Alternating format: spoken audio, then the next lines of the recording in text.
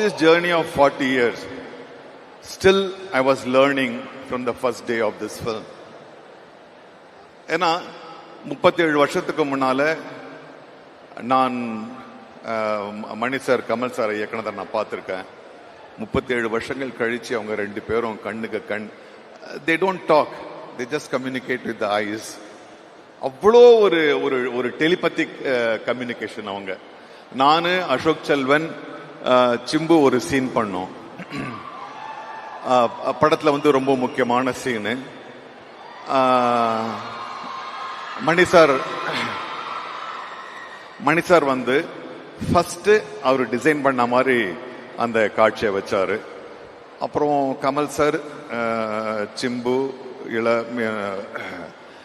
எல்லாருமா சேர்ந்து அது திரும்ப வேற மாதிரி இருக்கலாமே அப்படின்னு ஒரு பேச்சு வருது. இன்னைக்கு இருக்கிற பல டைரக்டர்ல நான் தப்பா நினைச்ச கூடாது, நான் சொன்னதை தான் பண்ணுன்ற ஒரு பிடிவாதம் இருக்கும்போது மணி எங்களுக்கான ஒரு ஸ்பேஸை கொடுக்கறாரு. அது வேற மாதிரி வருது. இல்ல நீங்க பண்றத இப்படி வச்சா வராது அப்படின்னு சொல்லிட்டு ரவி கே சந்திரன் வந்து இல்ல நம்ம இங்க வச்சு எடுக்கலாம், திரும்ப அவர் வந்து அந்த லைட்டை மாத்துறாரு.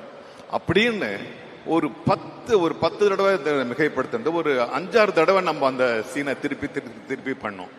சோ இந்த ஒரு அறிவு முதிர்ச்சி, இவ்வளவு ஒரு பயணத்துக்கு அப்புறம், இவ்வளவு ஒரு வெற்றிகளுக்கு பிறகும் ஒரு ஆக்டருக்கான ஸ்பேஸ் ரொம்ப நாளா கிடைச்சது.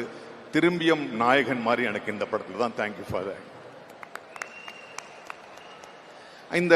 அந்த இது முடிச்சிட்ட பிறகு நான் கமல் சார் கிட்ட போய் கேட்டேன், சார் சொல்லுங்க என்ன அப்படின்னு. இல்லை சார், ரொம்ப நாள் கழிச்சு நான் இப்பதான் சார் ரிஹர்சலே பார்க்கறேன். ஏன்னா இப்ப இந்த டிஜிட்டல் வந்துட்ட பிறகு எது டேக்கு, எது மானிட்டர்னே தெரிய மாட்டேங்குது என்ன. So it was such a wonderful journey.